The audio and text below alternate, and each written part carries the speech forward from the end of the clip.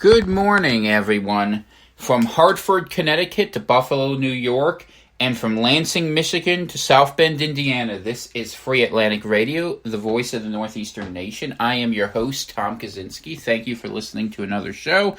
Today's date, as you are listening, will actually be September 30th, 2020, the last episode of this month. So, hope you're having a very good morning. Want to remind you that all episodes are available at AtlanticHomeland.com, that you can also find them on Podbean, on Google Play, I believe, definitely over on iTunes, and I think we're actually on Amazon's new service, although I haven't actually checked yet because no one's asked me for it. But you can always check those out there. Any questions you have, send to New Albion at protonmail.com. The Twitter is at Atlantic_Nation. I usually check that at least once every other day.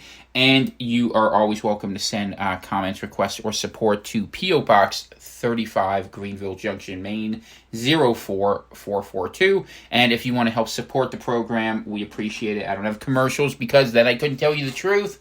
The Venmo is at CVCPRV. So I had told you I was going to do a show about the pandemic today, and I'm not going to do that. And I want to explain why. One, there's too many facts that still sort of need to be taken in. What appears to be the case is we see rising numbers and an argument that this is coming back around again, but without the severity of sickness that we've seen previously, I think that making an assessment is a little premature. But secondly, and something I'm worried about and doing research on, is the question of the interaction between the ubiquitous flu shots people are getting and the study the Pentagon had done earlier about what that means in terms of your adjusted immune resistance to other sickness out there. And why is that important? Well, the Pentagon had found, I want to say it was in 2017, that if you have coronaviruses about and you have flu shots in your system, what happens is your body has the wrong defense system there. It overproduces flu defense, and then you are more vulnerable to other disease. Kind of makes sense, right, if you think of the body as having limited resources. So, but I think that story is going to play out a little bit. The only advice I would give people is be real thoughtful about getting a flu shot or getting any vaccine at this point. I just don't have a lot of faith in it, although I do think we will see a second wave emerge here in the new month of October, and I think it will be used as justification for more shutdowns fitting a larger authoritarian picture. That's an argument I have to make better than I made in that 2-minute summary, and I want to try to put some facts under my assumptions.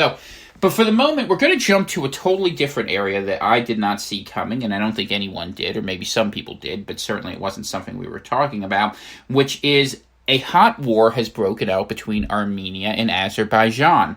And if those aren't countries you're used to talking about, don't feel bad, you're certainly not alone. But what it is there is a dispute that has become literally a hot war between two countries in the course of the last 2 or 3 days that has that Sarajevo 1914 feel about it. And for those of you who are not so familiar with World War I, and why would you be? You're not taught about it. All you're taught is that World War II was the victory of humanity over the ultimate evil, and that we somehow saved communism, but we don't ever talk about that. All right, let's skip over that ugly part. But in World War I, what happened was there was a system of alliances and entanglements that happened, and militarily, what really drove the conflict was that after the Franco-Prussian War of 1871, what had been realized is whatever country mobilizes first usually has greater success in the battle, because you want to be on the offensive, you want to be on the initiative. These are basic tenements of military history. It's easier to be the one shooting at someone who's unexpected than to be unexpectedly shot at, right? So when Russia said it was going to back up Serbia, and Germany said, no, we're not going to let you get there first, and then France got drawn in, you can see how what was supposed to be a pleasant little war of 3 months became a catastrophe that wrecked the European continent. And this is how the logic of war works. It's a lot like a game of chicken, and people can't back down. So why are we talking about Azerbaijan and Armenia? Is because it has just the right attributes to be a game of chicken. And so I'm going to lay out a lot of details, which will probably confuse you if I don't do a quick summary first. So we're going to skip the monologue today, just to get to the point where you need to know what's happening, because one of the things that we've talked about quite quite frequently in this show is the great power competition that's happening between the U.S. and China on one level, each collecting different allies, and what that is doing to existing alliances, as well as what COVID's doing, the break away from Brexit happening from the greater European project in the EU, and NATO's problems to hold together involving Turkey, because Turkey's at the heart of this story. So where we are at the moment is that Armenia and Azerbaijan were two of the Soviet Union republics that broke away in the Caucasus. And what defines them most clearly beyond ethnic conflict is it's a religious conflict. The Armenians are Orthodox Christian, the Azerbaijani are Sunni Muslim. And it's kind of a weird blend in that area of the world because the Azerbaijani are allies, for the most part, to the Turks who hate the Armenians. And some of you will know the horrible history of the Armenian genocide. Conversely, the Armenians are part of the Commonwealth security agreements with Russia and generally get along better with countries like Georgia, who is also Orthodox, as opposed to Azerbaijan. Now, Azerbaijan, interestingly enough, it borders Iran, which is a Shiite Muslim nation, and they don't get along because there's a border dispute there as well, where that is a problem. So Iran, ironically, along with Russia, sponsors Armenia. But on the other side, Azerbaijan, which is a Sunni Muslim country, right? And try to follow, this is tricky. Turkey supports it, which is a Sunni Muslim country, as well as Israel has done a lot of arms trading with it. And I think that's a curious piece, where you end up with Israel and Turkey on one side, and you end up with Iran and Russia on the other, but not necessarily who you think would be with who you would think. And this gets more complicated because it gets into the politics of energy. Now, after the aughts and the 2010s, I'm sure no American or Canadian, for that matter, needs an explanation of the cynical world of energy politics that underwrites American involvement in the Middle East, caught up in A, our desire to make sure that other countries cannot move around our, how should we put it, mercantile empire, and B, the import of having the control of energy supplies underwrite the dollar through the OPEC cartel. If you don't understand all that, the short version is America likes to use its force to control the price of oil to prop up the value of the dollar. You could spend years researching why that statement's true, and we've done quite a few episodes on it, so I trust you'll take it as a matter of faith.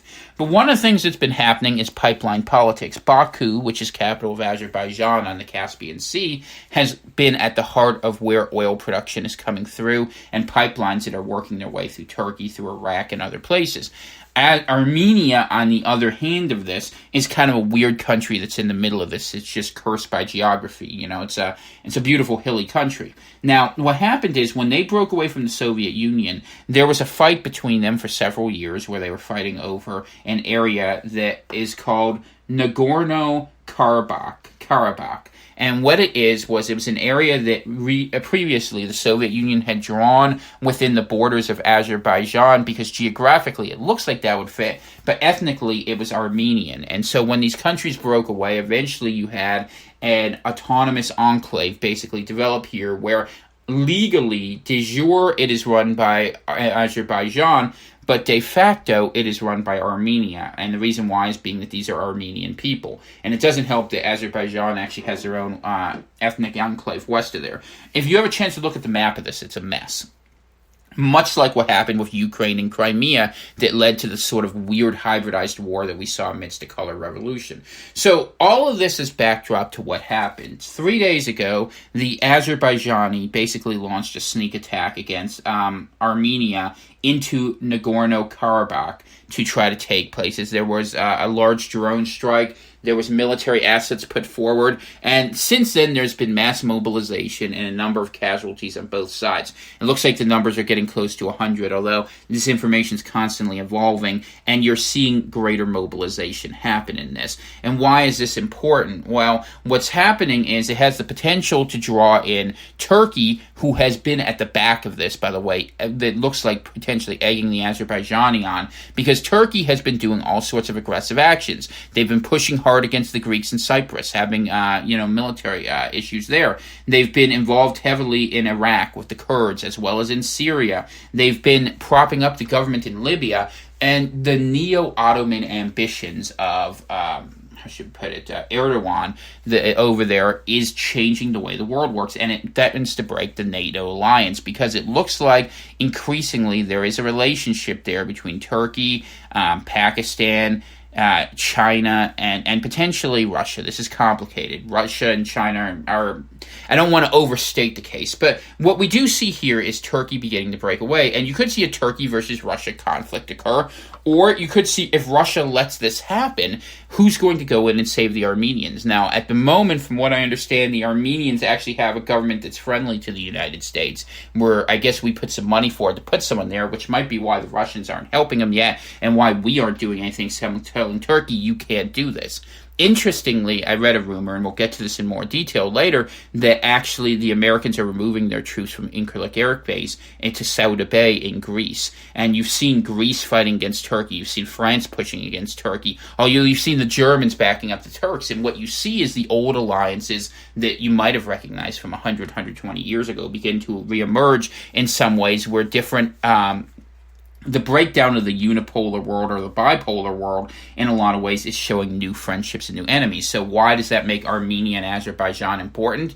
Because you can see real easily how this might expand. How if the Turks come in too hard with Armenia, maybe the Russians come against the Turks. And what does that mean? Or maybe the Iranians get involved too, because the Iranians will want to support the Armenians. As weird as that sounds, because they don't like the Azerbaijani to begin with. And there's issues between Iran and Turkey. That's a complicated relationship. And if you're thinking all this Middle East stuff is a nightmare and you can't play one side from the other and really understand it, you're not alone. I feel the same way. But this has that vibe in this could be the, how should I put it, the match put into the Tinder that is going to really cause a lot of problems. So we need to be aware of this, and I've been doing a lot of research. So what we're going to do is, now that I've kind of given you a very weak sort of entrance to it, I'm going to read some details. We're going to take a look at what has happened in the fighting. We're going to look at some root causes of what the issues are in that area, and we're going to look at what Turkey's doing in this, because I think it's more important for,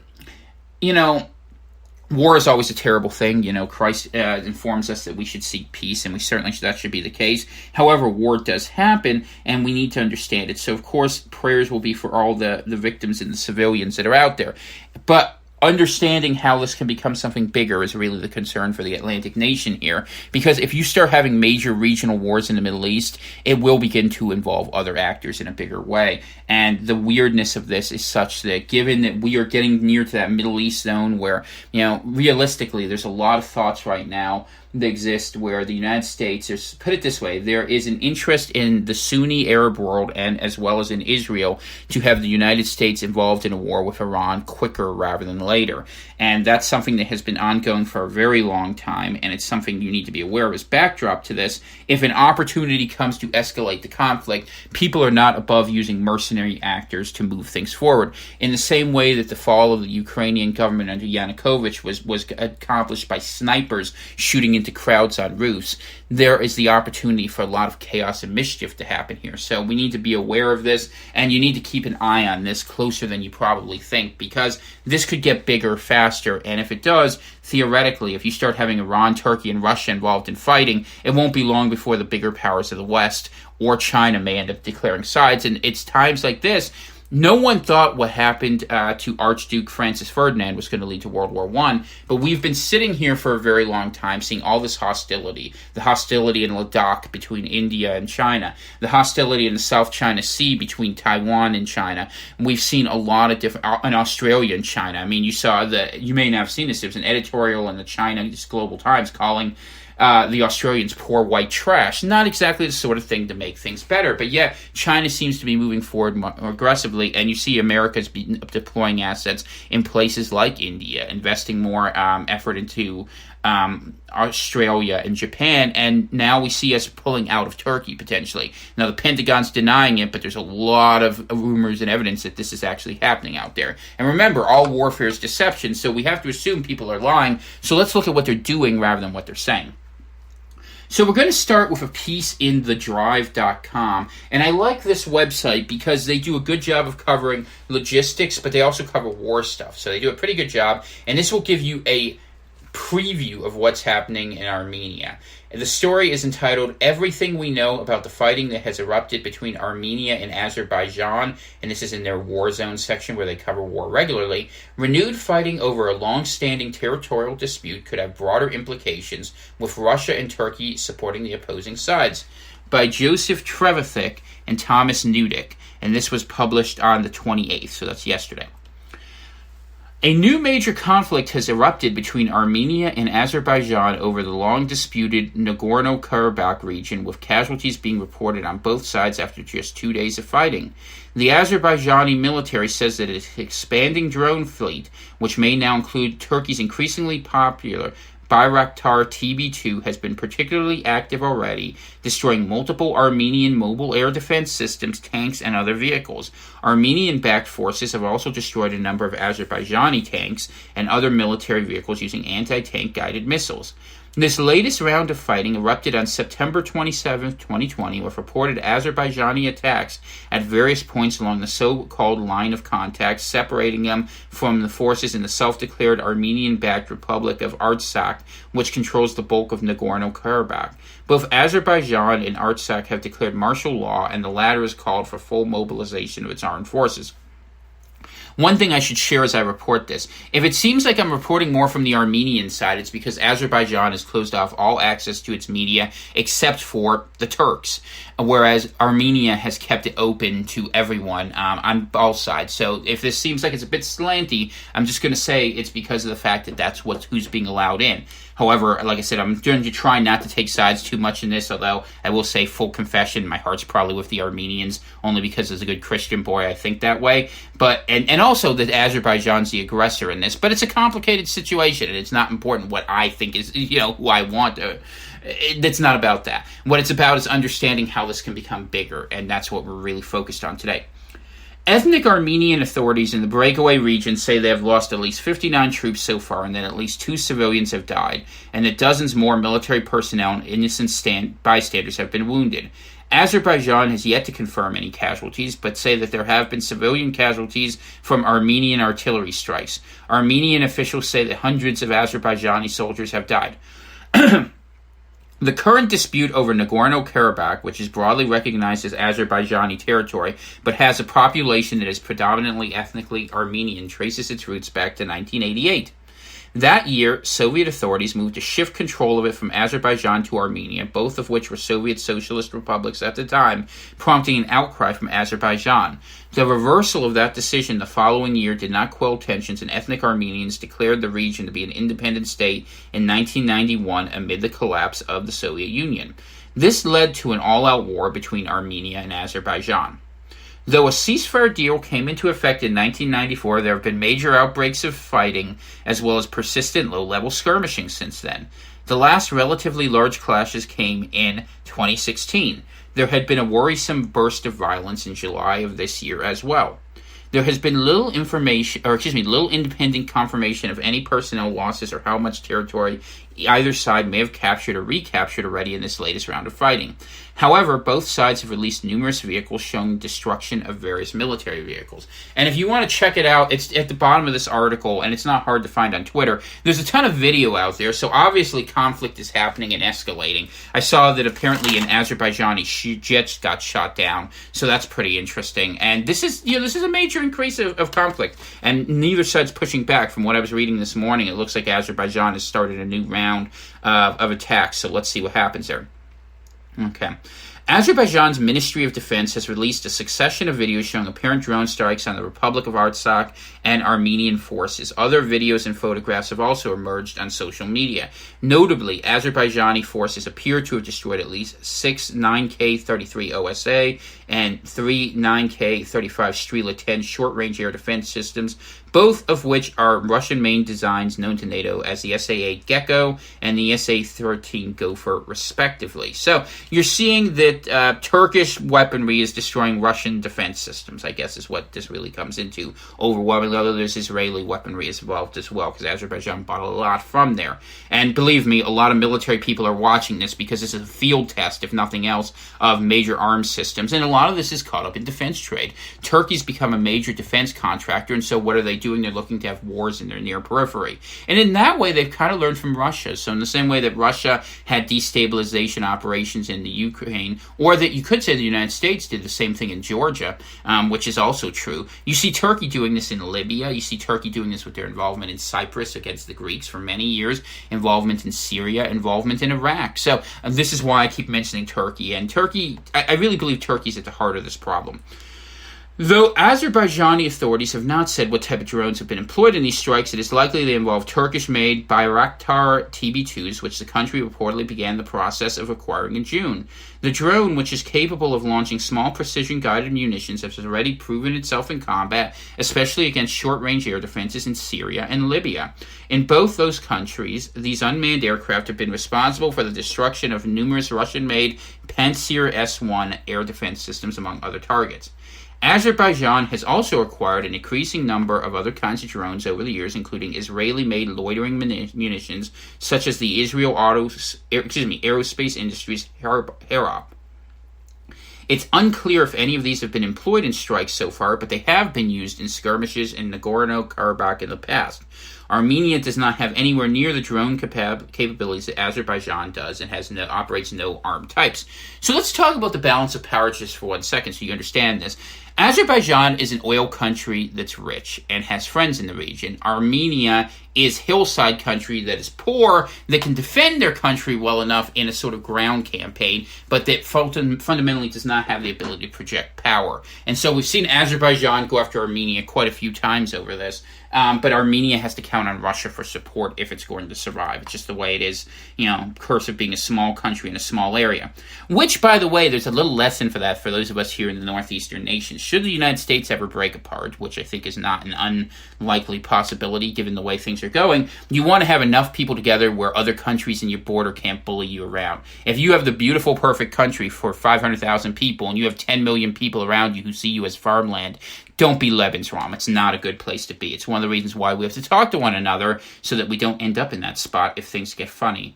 And they very well may, but lessons to be learned, right?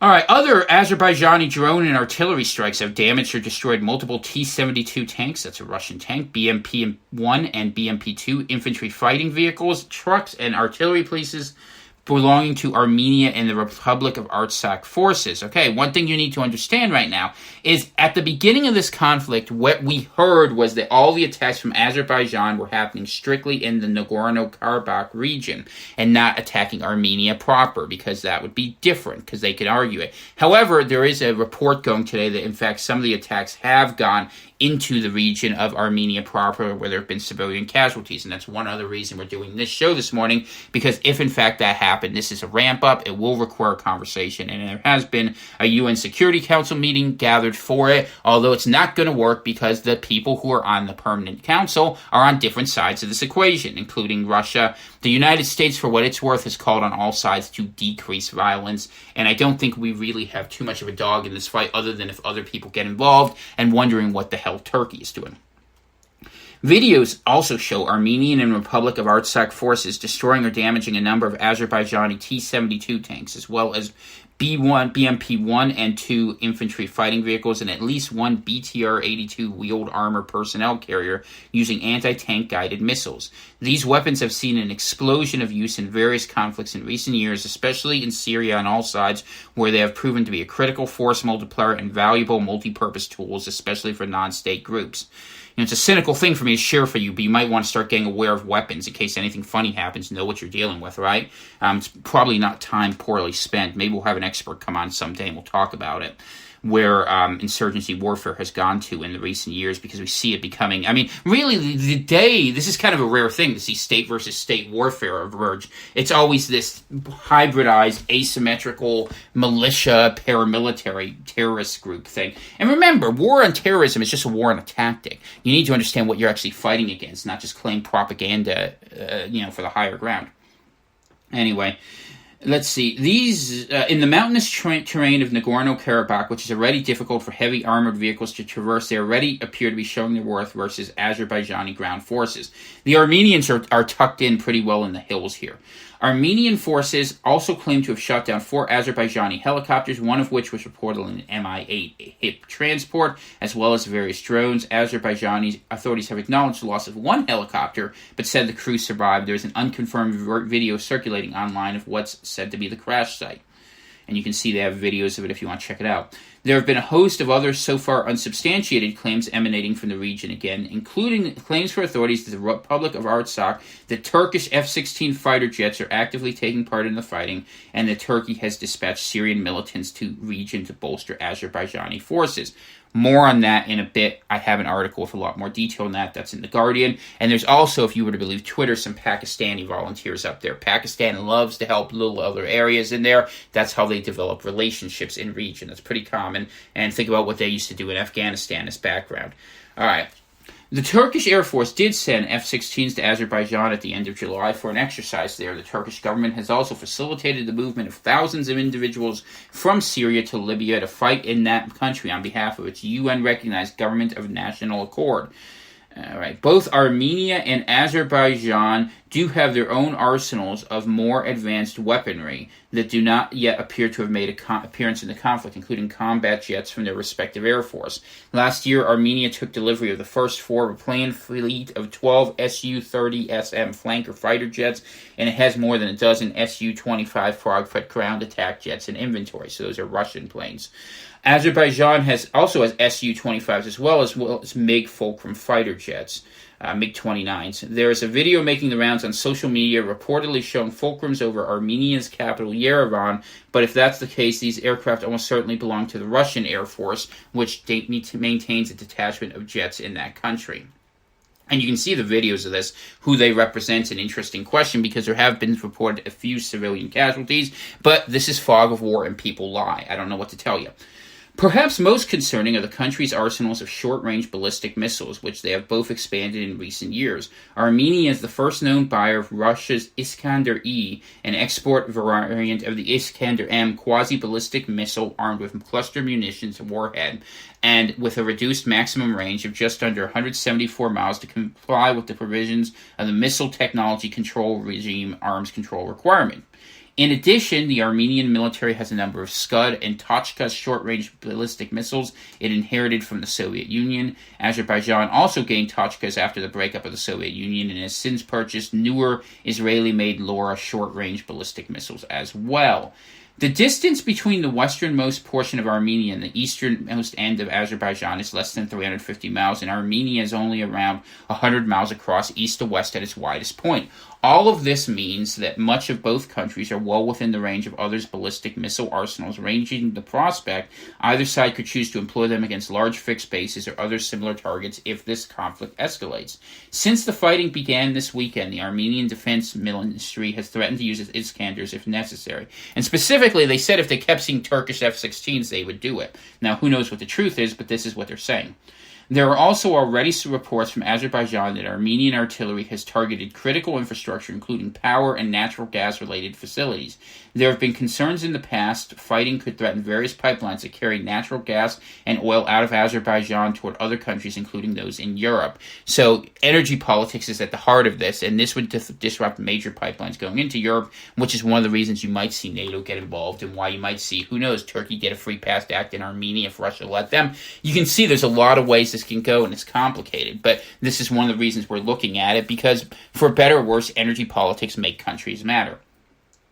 It remains unclear how the conflict may evolve in the coming days and weeks. Azerbaijan's dictatorial president, Ilham Aliyev, has already made ominous statements indicating he's looking to recapture all or at least a significant portion of Nagorno-Karabakh in this new burst of fighting. There have been appeals to Armenian nationalist sentiment as well as that country's predominant Orthodox Christian faith as well.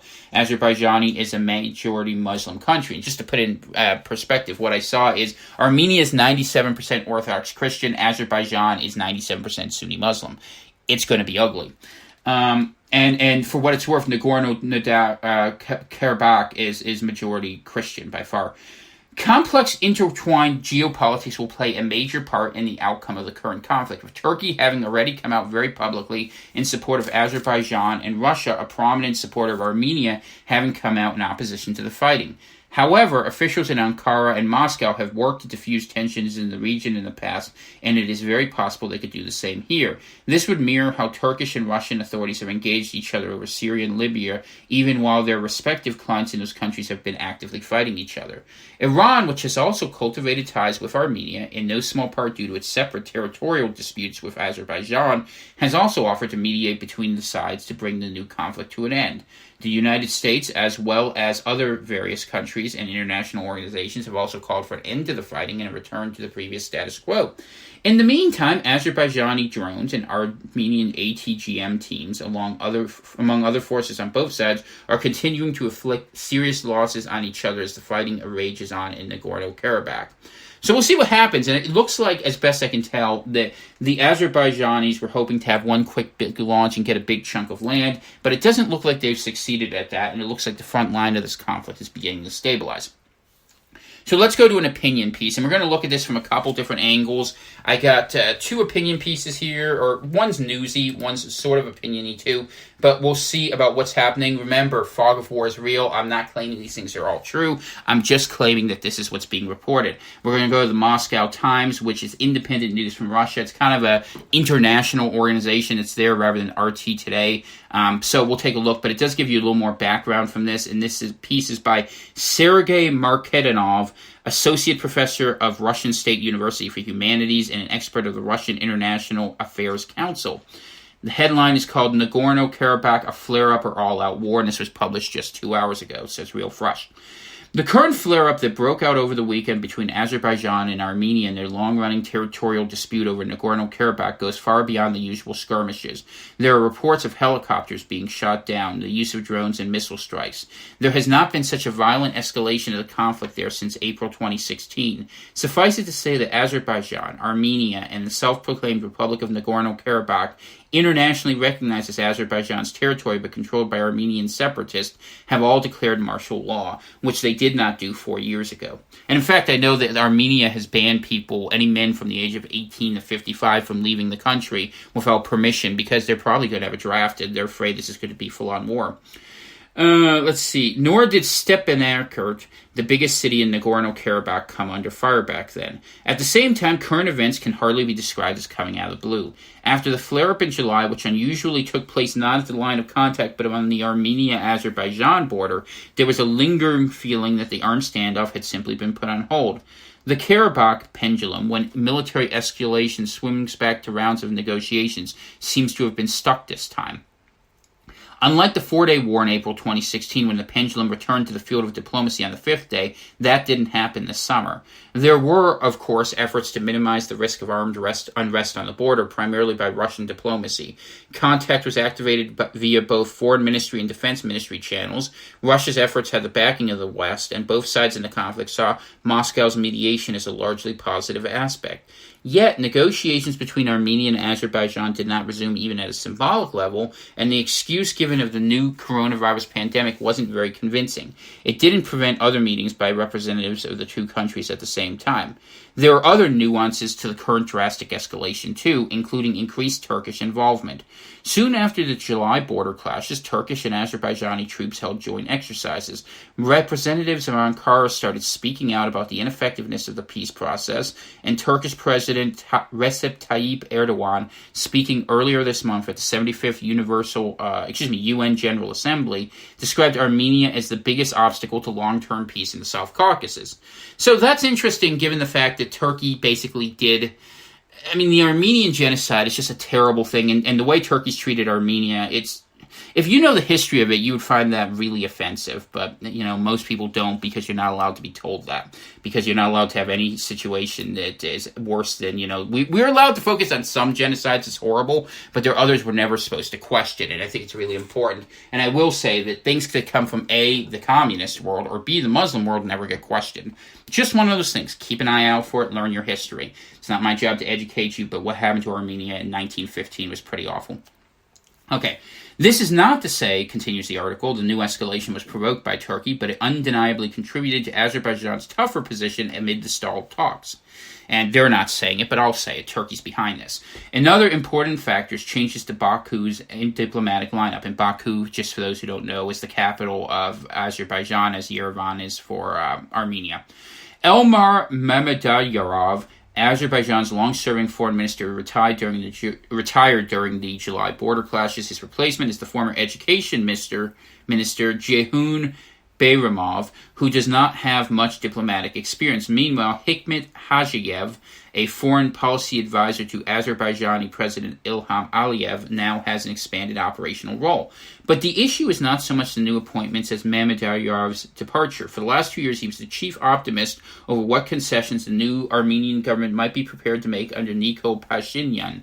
Ever since Armenia's Velvet Revolution, which brought Pashinyan to power in 2018, and keep in mind, we always have these color revolutions. This is a fabric revolution, but from what I've read in background for today, Armenia has Western support, and that we have yet another one of those strange revolutions is interesting, and that conflict falls behind it once again.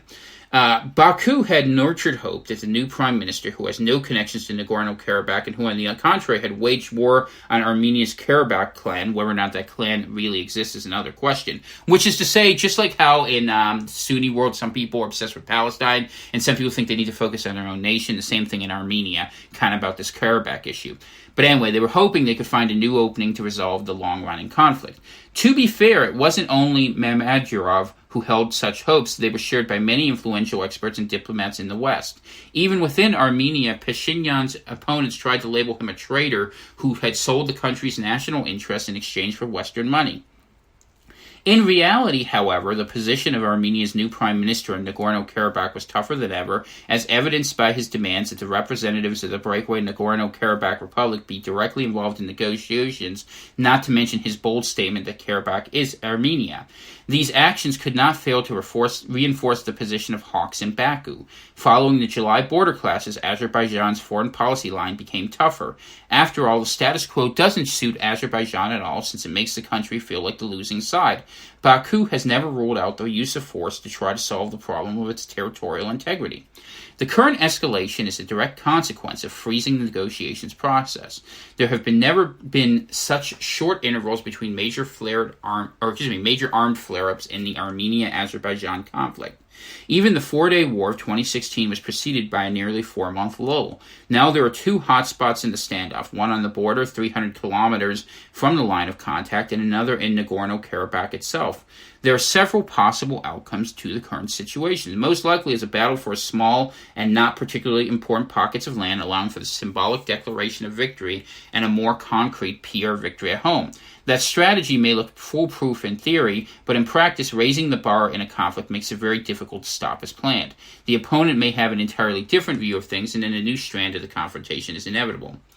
Incidentally, it cannot be ruled out that the current escalation is part of preparations for negotiations and is needed to shore up diplomatic positions and ramp up pressure on the opponent before resuming talks. Whatever the reasoning behind the armed clashes, one thing is clear. The importance of military force in the Nagorno-Karabakh peace process is growing with every day. The absence of talks is becoming critical. If the Karabakh pendulum isn't repaired very soon and doesn't swing over from the generals to the diplomats, even allowing for a possible swing back the other ways afterwards, it may become irreparable. And then the prospects of yet another regional war breaking out again will stop being a mere scenario described by experts.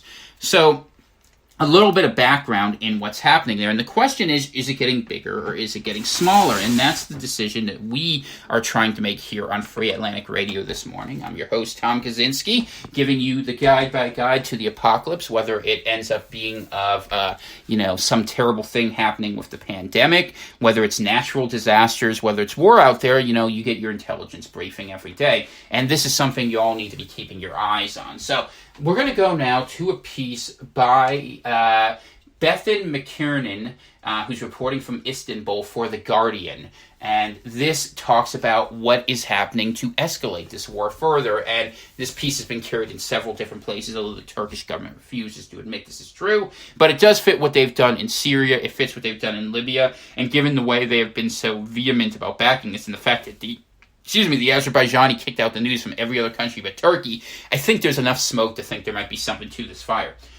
Syrian rebel fighters, remember those people? Always these rebels who are out there, these ISIS-type people who are just used as little black figures going around, and I mean that in the special ops sense of the word, where they're just causing problems. Anyway, deployed to Azerbaijan in sign of Turkey's ambition. Volunteers in Syria's last rebel stronghold claimed Turkish firm signing up fighters. So what we see is defense contractors, and think of something like old Blackwater. I think it's called Z now. They changed the name of it, where they would bring in trained mercenaries to go ahead and fight, who would get a whole lot of money. And we saw the United States doing this, and I think we still do it, to be honest with you, in Afghanistan and Iraq.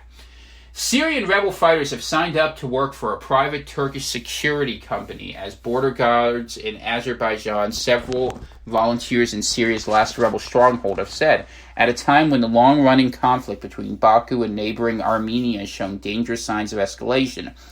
The potential deployment is a sign of Turkey's growing appetite for projecting power abroad and opens a third theater in its regional rivalry with Moscow. Ankara is already engaged in a volatile power struggle with Russia in the conflicts in Syria and Libya, and tensions could now spill over into Nagorno-Karabakh. The Guardian spoke to 3 men living in the last rebel-controlled corner of Syria who said almost a decade of war and grinding poverty had made them keen to register with militia leaders and brokers who promised work with a private Turkish security company overseas. They expect to travel over the border to Turkey before being flown to Azerbaijan. The arrival of foreign fighters would inject a new layer of complexity into the battle between Yerevan and Baku over the disputed Nagorno-Karabakh region, an enclave legally considered to be part of Azerbaijan, but which has been run by ethnic Armenians since it declared independence after the collapse of the Soviet Union in 1991. The area attracts Western concern because it is a major oil and gas line corridor. Clashes in July that killed 17 people in a different border region, as well as fresh hostilities in Nagorno-Karabakh in the last 2 days, which have left 15 dead so far, have led to concerns that the dormant conflict could once again be lurching into full-blown war. Turkey has strong cultural and economic ties with Azerbaijan. Russia has been traditionally close to Armenia, but has forged link with the Baku elites in recent years and continues to sell arms to both sides. While most of the international community, including Moscow, have called for de-escalation and a return to the diplomatic process, the Turkish President Erdogan said on Sunday that Baku had his country's full support. The quote, the Turkish people stand with their Azeri brothers with all our means as always, end quote, he said on Twitter, going on to criticize other countries for double standards and insufficient reaction against what he characterized as Armenian attacks. And by the way, no one out there seriously thinks the Armenians started shooting first, so that's another thing, okay? Observers have questioned why Baku's highly trained and well-armed military forces would be needed of assistance from Syrian mercenaries. Men in Syria's rebel-held Idlib province, however, say the recruitment drive began a month ago. 2 brothers living in Azaz, Muhammad and Mahmoud, who asked for their names to be changed because of the sensitivity of the issue, said they were summoned to a military camp in Afrin on the 13th of September. On arrival, they were told by a commander in the Turkish-backed Sultan Murad division that work was available guarding observation posts and oil and gas facilities in Azerbaijan on 3 or 6 month contracts at 7,000 to 10,000 Turkish lira, or they have it in pounds here, 700 to 1,000 pounds per month. That's probably about 12 to 1,500 American dollars. I don't know what's trading at today. Significantly more than they could earn at home. The commander did not give details on what the job would entail, how long the posting would be, or when they were expected to leave. The men are also not clear about the name of the Turkish security company or who would be paying their wages. Our leader told us that we won't be fighting, just assisted in guarding some areas, Muhammad said. Our salaries aren't enough for living, so we see it as a great opportunity to make money. And so this could be a way to liberate other troops to be used for offensive operations, just a thought, or they could be being brought in there for other reasons. Once you get there and you're told shoot or you won't be able to go home, things have a funny way of working out, and that's the nature of living in that sort of gray world these people are. Anyway, there are no jobs available, Mahmoud added. I used to work as a tailor in Aleppo, but since we were displaced to Azaz after Aleppo fell, I've tried many times to practice my craft, but my family and I can't earn enough. The promised salaries are vast sums compared with the 450 to 550 Turkish lira a month Syrian rebels earned from Ankara in the fight against Syrian President Bashar al-Assad. Ankara has supported the Syrian opposition since the early days of the war, even as the original Free Syrian Army umbrella group grew weak and splintered because of the infighting and growth of Islamist elements within rebel ranks. Turkey also uses some rebel fighters as proxies against Kurdish-led forces, despite allegations of human rights abuses from watchdogs. Let me draw a big parallel here, by the way. One thing that we see over and over again is the hiring of private security forces. There's a number of stories about, some of you might be aware of what's been happening in Melbourne, Australia, where you see, overly zealous aggression against individuals who, have questions there in the guise of police personnel. But a lot of these things, it turns out, come through something called the UN Strong Cities Initiative, where you're seeing people brought in to serve in the role, not who are well-trained and equipped law enforcement, but you see people being brought in, soldiers who are not part of the military, police officers who were never trained in law enforcement, and you see increasingly that these people are being, who used to do the job, being pushed aside. So as we watch what's happening here in North America, keep this in mind as we are seeing this effort to defund the police and new people being given legal authority. It's not hard to see how this will be the little black men of the future that go ahead and do things both against the people for political propaganda purposes and for the authoritarian enforcement of rulership. This is what happens in a lot of countries with secret police. Turkey practices it a lot. China is perfected it, and it's new to North America. So I'm showing you these sort of things because this is the world you really live in, and you need to be aware of it, and not think just because some new guy wears a uniform that it's the same as the old guy. Things are changing in a big way, and if you're not aware of it, you might get yourself in real trouble, especially as we see the push that's going to come to militarize police in the United States. And that's going to happen for a lot of different reasons. Maybe one day we'll do a whole show on it if I can put it together right, but you need to be aware of that, so keep your eyes open. All right, let's see where we are here. Since December, Ankara has also facilitated the movement of thousands of Syrian rebels to Libya as mercenaries, where they have helped turn the tide of the civil war in favor of the UN-backed government fighting warlord Khalifa Haftar. Omar from Idlib city, who also asked for his real name not to be used, was called to Afrin on the 22nd of September, along with 150 other men, and was asked to prepare to leave, only to be told later the same day that deployment had been delayed until further notice. He said he had asked around for a broker's number after hearing about the potential deployment, registering his name with a local agent on the understanding that Omar would pay him $200 of the first month's wages. And I would say, isn't this interesting? You hear how there are these crazy radical terrorists that are causing all these problems in Syria, and yet you find they're paid mercenaries. And the whole thing really begins to fall apart if you start to see the day-to-day vision of this. Yeah, there's a couple crazies out there, but by and large, a lot of the conflicts you see are stage-managed, and I think you need to be aware of that, because a lot can get lost if you don't know that little fact. All right, where were we?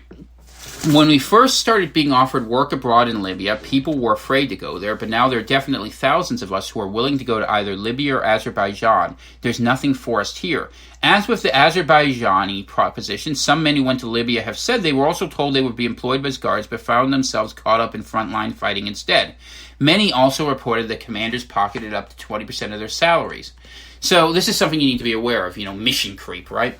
Syrians resisted, Elizabeth Sukharov, fellow at the Washington, D.C.-based Center for Global Policy, said the international community regards the lives of Syrians as expendable, with Syria serving as an arena to settle geostrategic scores and advance the interests of countries intervening in the country at Syrians' expense. Syrians resisted and still resist this logic, but the economic ruin stemming from the war and recent depreciation of the Syrian currency mean that most Syrians are now struggling to feed themselves. Faced with few choices, many are now willing to sell themselves to the highest bidder. Several sources in the Syrian National Army, the main umbrella of Syrian rebel groups funded by Turkey, as well as the Syrian Observatory for Human Rights Monitor, say that a first batch of 500 Syrian fighters from the SNA's Sultan Murad and Al-Hamza divisions have already arrived in Azerbaijan, including two senior commanders, Fahim Aissa, the leader of Sultan Murad, and Saif Abu Bakir of Al-Hamza. The Guardian could not confirm these reports. The rumors have been bolstered by several unverified videos circulating on social media that purport to show Syrian rebels traveling along an Azerbaijani road in the back of pickup trucks while chanting battle songs. Both the Armenian government and Russian media have alleged that up to 4,000 Syrian men are already present in Nagorno-Karabakh, claims of which have been denied by Baku as nonsense. A Turkish Defense Ministry source said on Monday, "We strongly reject such claims. Our support consists of military advice and training of Azerbaijan's armed forces. The Turkish Ministry of Defense does not deal with recruiting or transferring militiamen anywhere in the world." So there's the public lie that Turkey has. And by the way, every country does this. Every country does this. United States does this. Israel does this.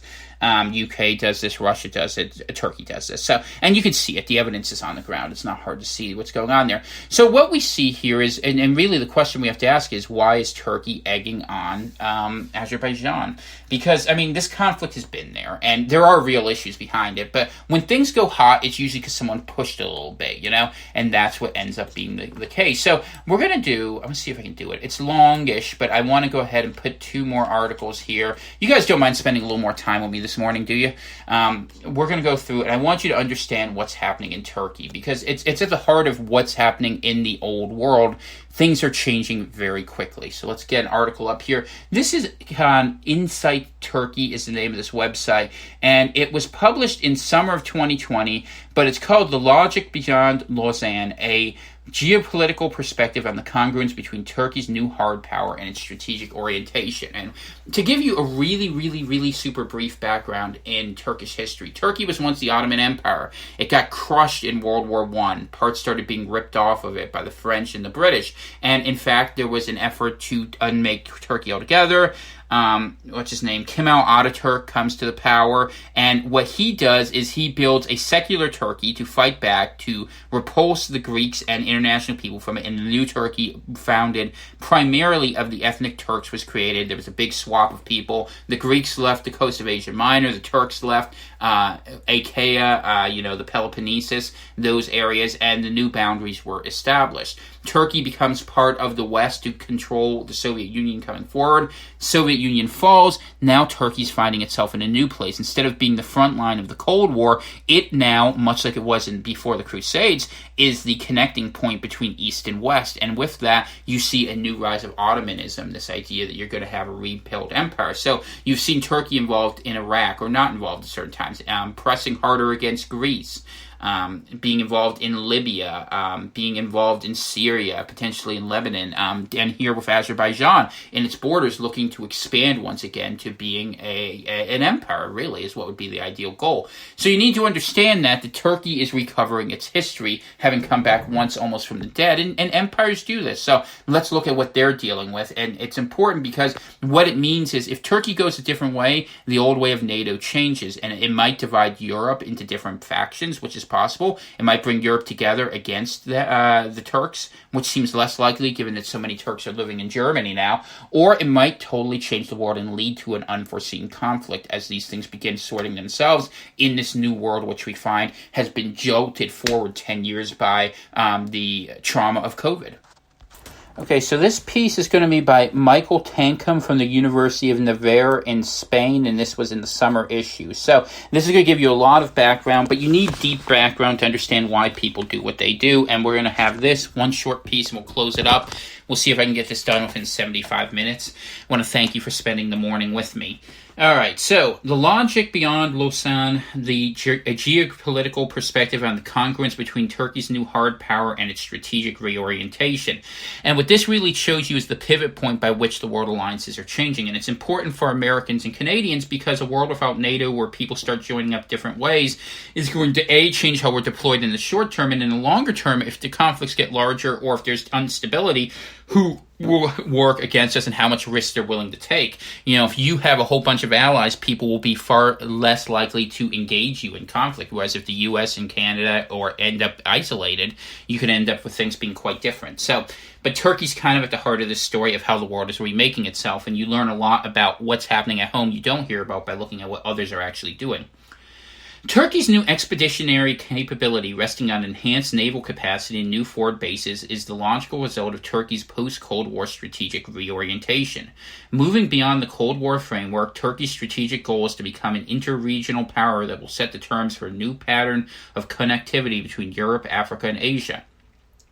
Reclaiming a foreign policy prerogative exercised by the Ottoman Empire but discontinued after Turkey's founding following the 1923 Treaty of Lausanne, the Turkish policymakers are seeking to move beyond Lausagne's orientation to inform Turkey's 1952 NATO accession and persisted throughout the duration of the Cold War. This study examines Ankara's challenge, that's the capital of Turkey, of calibrating the use of its hard power instruments to serve its strategic orientation of establishing a Turkey-centered interregional connectivity.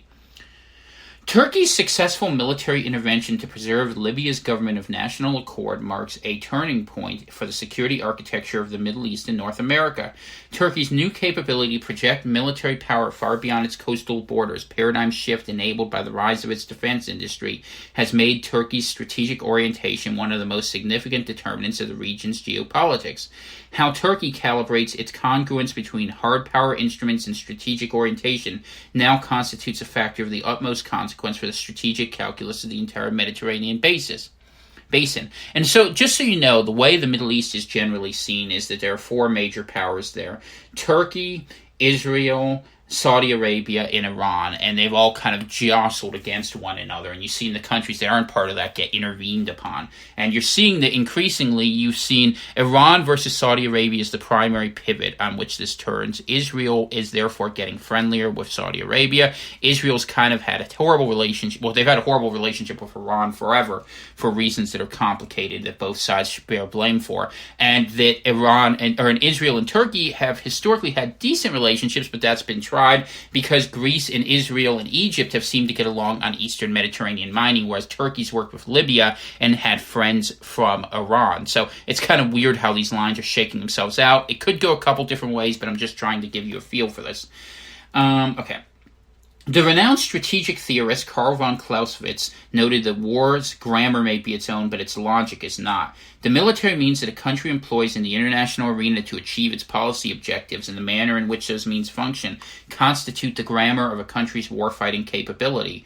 It is the country's strategic orientation in relation to its geopolitical circumstances that provides the logic of policy objectives of that warfighting capability. In Clausewitzian terms, the transformation of Turkey's defense industry has enhanced Turkey's grammar of war through the production of new hard power instruments.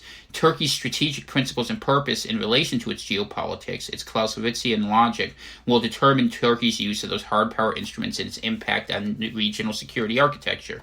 Needless to say, a country starts making more weapons, they get more aggressive. That's the way it goes. You've noticed this is a worldwide trait, and it makes sense. You don't build weapons just for them to sit there, otherwise how are you going to keep selling them? You build an industry on that, and Turkey becoming a defense contractor probably is going to have a big effort in destabilizing the Middle East, but also Turkey will try to sell itself as a new sort of how would you say it, a caliph existing, which has a difficult relationship because Turks are not Arabs and this is complicated, but yet you see Turkey working in its near periphery. Turkey's new expeditionary capability, resting on the twin advancements of increased blue water capability, that's meaning an ocean fleet, and the establishment of forward bases, originated as the logical outcome of Turkey's strategic reorientation resulting from the conclusion of the Cold War. And moving beyond the Cold War framework, Turkey's ruling Justice and Development Party, the AK Party, has been guided by the strategic goal of transforming Turkey into an interregional power that will set terms for a new pattern of connectivity between Europe, Africa, and Asia. In so doing, the AK Party seeks to reclaim for the Republic of Turkey a foreign policy prerogative exercised by the Ottoman Empire, but discontinued after Turkey's founding following the 1923 Treaty of Lausanne, when the fledgling republic's foreign policy scope was limited by the exigencies of preserving its territorial integrity during the interwar period. Threatened by rising Soviet power in the wider Black Sea region in the Middle East in the aftermath of World War II, the Lausanne orientation informed Turkey's 1952 NATO accession and persisted through the duration of the Cold War. In forging an effective strategic logic for Turkey that moves beyond Lausanne, Ankara is presented with the challenge of calibrating the use of its expeditionary hard power to serve its strategic orientation toward establishing a Turkey-centered interregional connectivity. This calibration entails distinguishing systemic rivals from locally focused actors, engaging the use of coercive force toward each accordingly. Accordingly, the utility of forward bases needs to be assessed on the basis of whether their contribution to maintaining or expanding interregional regional connectivity warrants the cost of Turkey's extended expeditionary posture in relation to its productive capacity. And I'll just put that in a different sense for you. What it means is Turkey's looking around at who's around it needs to ignore, who's around it's going to challenge it, and what opportunities exist. Can it go into northern Syria and add some space so it can handle its Kurdish problem? Could it use more influence in Azerbaijan to take control of their industry and eventually maybe even include them if a war goes a certain way? This is how empires swallow places. The spread of Islam actually happened much the same way, that the Parthian Empire of Persia, which was Zoroastrian, and the Byzantine Empire, which was Christian, had exhausted each other over hundreds of years of conflict. And by the time the whole thing was over, what ends up happening is the Muslims were able to run through people because they were so tired of fighting. They were like, we're not going to deal with these threats. But the exhaustion of empires is real, and it's a lot of times that's what happens. And Turkey's looking at this with a new and fresh eyesight to some very old conflicts, so they're looking to grow. Let's see here. Turkey's calibration is occurring in the geopolitical context of two concentric containment arcs, an inner arc in the eastern Mediterranean and an outer arc roughly corresponding to the 19th parallel north latitude, spanning the G5 countries of the Western Sahel and Sudan. The extent to which Ankara will succeed in building a Turkey-centered connectivity after its success in Libya will depend on the manner in which its post-Lausanne logic guides Turkey's calculus in these two regions. And then we have a subheading, the geopolitical logic of Turkey's strategic reorientation. Turkey's robust expeditionary capabilities derive from the buildup of its defense industry over the course of the past 2 decades, a transformation whose logic extends back into Turkey's strategic reorientation beginning in the early post-Cold War period. The Soviet Union's collapse at the Cold War's conclusion removed the overarching systemic conflict that formed NATO's raison d'etre, the reason for being, and the basis of Turkey's membership. Turkey's uncertain future role in the alliance necessitated the country's strategic planners in the early 1990s to contemplate the diversification of Turkey's security relationships, developing new relationships with regional actors beyond the NATO framework, and even relationships outside the U.S. security umbrella. Some of you who've been around a while might remember there was a big question in the 90s if Turkey was going to join the EU. There was a question if Russia was going to join NATO, and those decisions were not taken. So the idea to integrate people were not, because the Western powers wanted to do a victory lap. And I'm not saying it was right or wrong. There's good reasons it didn't happen. There's good reasons it might have happened. But whatever the case is, Turkey decided to go its own way, and that's what happens in the absence. In a unipolar world, nobody likes the person on top, and the American framework kind of began to fall apart. And now we're seeing actually one of the struggles of this decade we're going to see is the question of centralization under a single power, which will not be the U.S., but will be used as the opposition to the U.S., in fact, or if we're going to go for it in a multipolar world where the U.S. will have to do a lot less. So we'll see what happens in that. Anyway, let's see where we were. With a particular concern for Turkey's Middle Eastern interests, this decade of reassessment was inaugurated by the 1991 Persian Gulf War, in which the United States led an ad hoc coalition of 35 nations in Operation Desert Storm to reverse Iraq's invasion of Kuwait. For Ankara, America's unipolar moment in Iraq carried potentially dire consequences for Turkey's national interest. With heightened concerns that Turkey could face a flood of Iraqi Kurdish refugees or that Kurdish terrorists could exploit a political vacuum in Iraq, Ankara's insufficient impact on events near Turkey's borders highlighted the future possibility that Turkey could be left to fend for itself in the Middle East and the Mediterranean basin. And I would note, in fact, that Turkey did not allow the usage of American troops, if I remember right, in either of these invasions here. So they went ahead and they started to stand against the U.S., and this led to separation, that's been growing. Within this evolving geopolitical context, Turkey developed its national and military strategic concept during General Hüseyin Kivroklu's tenure as chief of staff from 1998 to 2002. Turkey's new strategic outlook called for an active deterrence in which military force would be deployed to neutralize threats at their source. The national military strategic concept situated this limited power projection posture within the framework of Turkey's military preparedness to fight 2.5 wars, 2 conventional interstate conflicts on Turkey's southern and western fronts, and the simultaneous prosecution of a large-scale counterterrorism war, the half war against the Kurdistan Workers' Party terrorist organization.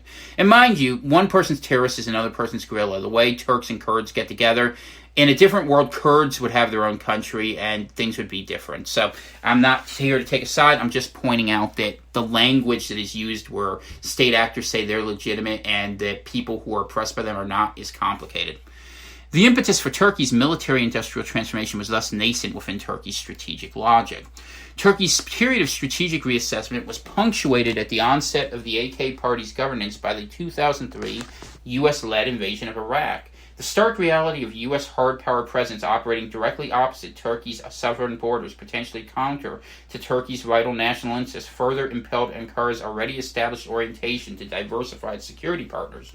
But now the logic of that orientation included a perceived need for the ability to counter adverse consequences of U.S. power in the Middle East through cultivating deeper strategic relationships with Washington's rivals.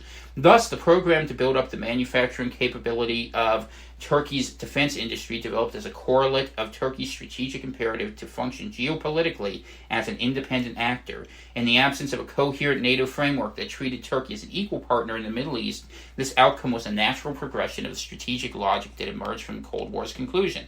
So the U.S. and Turkey being at odds is going something that's growing and is going to continue to grow. The current phase of Turkey's strategic reorientation was ushered in by a decisive series of events that occurred during the 15-month period from spring 2015 to summer 2016. In March 2015, the U.S. started providing air cover and weapons to the People's Protection Units, YPG, the PKK Syrian branch. These are Kurdish groups. Disregarding Ankara's protests. Emboldened by its superpower support, Kurdish forces captured the Arab-majority city of Tal Abyad on June 15, 2015, and from there the YPG's campaign forged a contiguous corridor along the length of the Turkish border east of the Euphrates. Facing the prospect of the YPG extending this corridor westward across the Euphrates, Turkey's President Erdogan put the international community on notice. "I am addressing the whole world," he declared on June 26, 2015. "We will never allow a state to be formed in northern Syria south of our border." With the U.S. and Turkey's other NATO partners turning a deaf ear, Turkey launched Operation Euphrates Shield on August 26, 2016. Capturing the city of Jarablus and holding a swath of surrounding territory, the operation prevented the formation of a contiguous YPG-controlled region west of the Euphrates. So just so you understand what happened is America armed Kurds to fight Assad. America saw Turkey got mad with the Kurds for being there because Turkey's afraid of losing their southeastern regions that have a lot of Kurds in them, and basically America sold out its militia groups. So when you know why everyone hates us, it's because America does this over and over and over again. There's a lot of history of this. I'm just showing you the details of it. Operation Euphrates Shield, the first of eventually 4 separate Turkish operations in northern Syria, represents the first manifestations of Turkey's new force projection posture resulting from a strategic reorientation. The culmination of Turkey's strategic reorientation had actually occurred a month prior in the immediate wake of the July 15, 2016 failed coup attempt against the government of President Erdogan. The lack of a robust response from the U.S. and Turkey's other major NATO allies in support of President Erdogan and his government was seen in Ankara as an unconscionable breach of trust and cemented Turkey's resolve to assert itself as an independent regional power. In addition to cultivating deeper relationships with Russia and China, Turkey fast-tracked the development of its domestic defense production capability through the involvement of private companies to achieve the rapid transformation required by Turkey's current strategic outlook. Okay, so what it's saying is Turkey is starting to throw in with the Chinese and Russians. And I had said to you on several shows earlier, I thought the Germans might do the same as well, because where's the energy coming from? It's coming through those cold stream pipelines in Russia, right? And now you have a lot of Turks who live in Germany who came there in the post-World War II period, and Turkey's getting involved in the energy politics of Azerbaijan. Why? So they can control the other source of oil that is coming through. And as you have more of these go forward, you have this idea where Turkey can go ahead and be the in-between, interlocutor between a stretch that will now go from potentially to the Germans, to the Turks, through the Iranians, maybe, Pakistanis for sure, China. And Russia may or may not be a part of it. Russia's a little more complicated because Russia and China have issues, yet they seem to be working together. And what are they working together for? For a different world order separate from the U.S. one. And that all of these people agree, whatever their disagreements are, that the U.S. is a problem to this. But Turkey coming into it changes the strategic calculus, because what it does is it allows all those forces much easier access to the Middle East, where as much money as countries like Saudi Arabia have and whatnot, they're all paper tigers on the map. Turkey has a much more effective army, and Saudi Arabia's army has been pretty terrible for a long time, which is one of the reasons why, incidentally, you see actors like Israel and Saudi Arabia coming together, talking more with each other with the understanding and trying and hoping to have the U.S. be more involved there to remove these threats before they can't handle them, and before America, because of our own internal threats, because of the cultural warfare being conducted against us by China and others, before we succumb. So you begin to see how we are being led into this overextension. And to be honest with you, given Trump's strategic orientation, if the opportunity comes, America very well may get involved. I don't know. He's held off to this point, but there's going to be a lot of push, especially from the deep state, because that's something people are going to look for. So we're going to have to keep an eye on this. This is why we're talking about this. Turkey's blue water power projection and forward bases are the logical outcome of the progression of Turkey's strategic reorientation, all now associated with the Mavi Vatan or blue homeland concept popularized in the Turkish media since 2016 by former Rear Admiral Güdenyes. Turkey's effort to expand its blue water capabilities reflects a coherent strategic orientation that began during the 1990s and continued with the AK Party's 2002 assumption of power. Within their first 2 years, Ankara funded a $3 billion national warship program known by its Turkish acronym MILGEM to expand Turkey's capability to deploy naval forces far from its coastal waters. At the September 2011 commissioning ceremony of MILGEM's first surface combatant, the 80A-class TCG Heybeliada, then Prime Minister Erdogan clearly delineated Turkey's blue water aspirations, defining Turkey's national interests as residing in the Suez Canal, the adjacent seas, and extending from there to the Indian Ocean. So basically, they're making a claim for the Muslim world, right?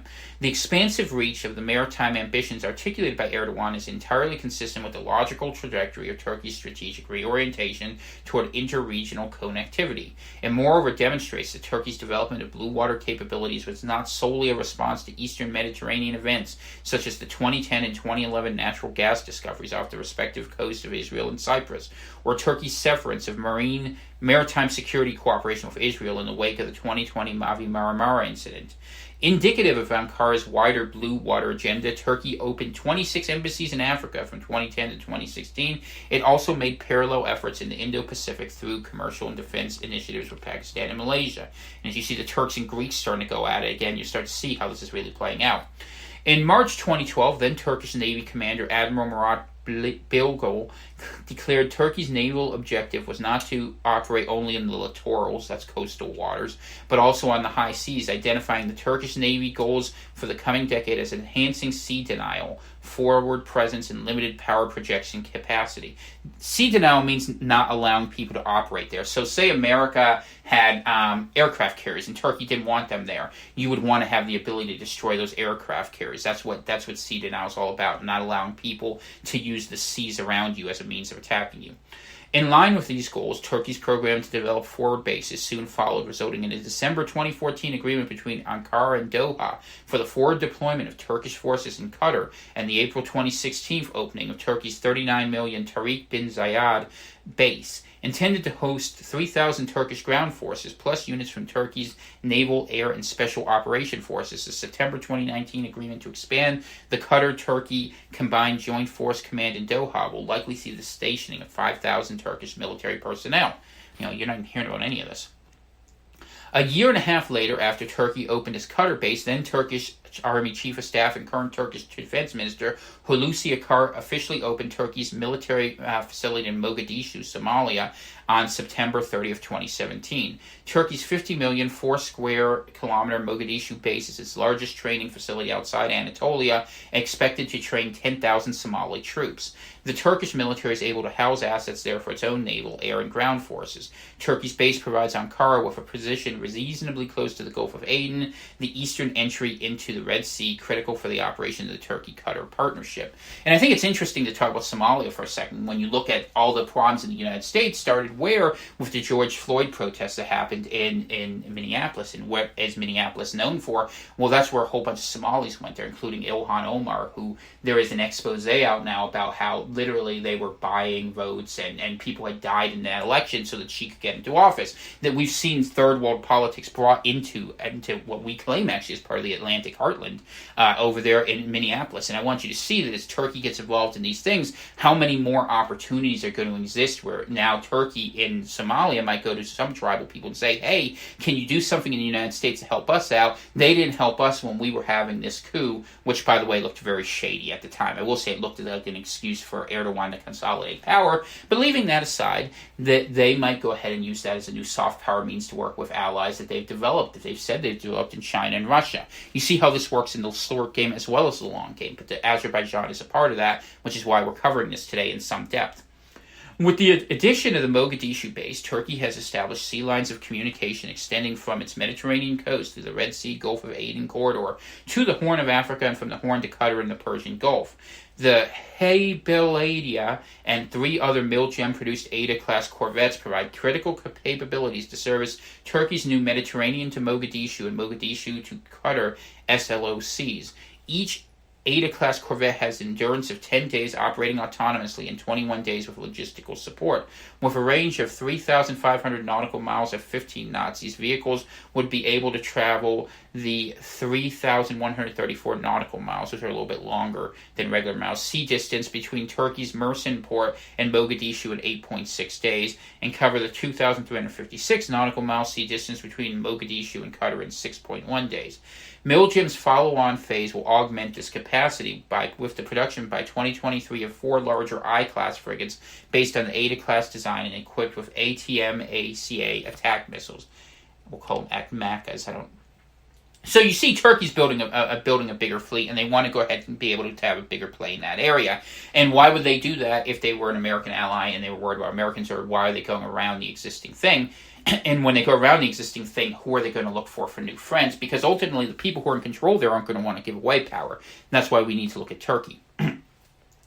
In the Mediterranean, Turkey is on the verge of a similar strategic breakthrough with the establishment of forward bases in Libya and air power deployment at the recaptured Al-Watiya Air Base, located 27 kilometers from the Tunisian border. That's in the western border of Libya.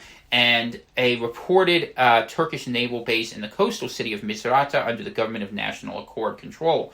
Turkey's first Mediterranean forward basing beyond North Cyprus is a consequence of its successful military intervention on behalf of the GNA in accordance with the security and military cooperation agreement signed by Ankara and Tripoli on November 27, 2019, along with a delimitation of maritime jurisdiction areas in the Mediterranean agreement. The framework for the 2 Turkey-Libya agreements was laid a year earlier during the November 5, 2018 deliberations conducted in Tripoli by Hulusi Akar, 13 months after the defense minister opened Turkey's military base in Mogadishu. Turkey's purpose in declaring its maritime border with Libya, according to the December 1, 2019 public statement of Turkey's Ministry of Foreign Affairs, was to pressure the international community and Eastern Mediterranean countries to devise an equitable settlement of the region's maritime boundaries upon which Eastern Mediterranean offshore development depends. Irrespective of these issues, Turkey also confronts the possibility that joint action by the Hellenic, that's Greek, and Egyptian navies in the event of hostilities could close off the Mediterranean to Turkey by forming a maritime cordon sanitaire blockade from the outer islands of the Dodecanese, which is Rhodes, Carpathos, Khasos, to Crete, and then to the North African coast at the eastern Libya, western Egypt border region. The establishment of a naval base on the Libyan coast therefore forms a strategic desideratum for Turkey to counter this contingency, or to put differently, it allows them to be behind the lines of how they could be put.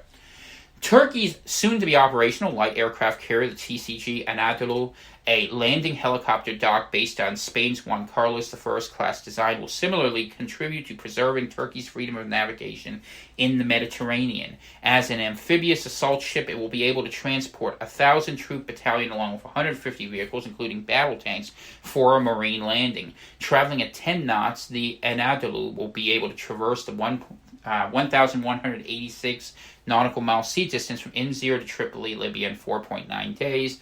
A blue water power projection vessel par excellence, the TCG Anadolu will considerably augment Turkey's efforts to break out of its strategic isolation in the eastern Mediterranean. Right? So as we go through this, we see that what's happening is Turkey is trying to find a way out of its gap that it's in, and you see that other powers are organizing in opposition to it.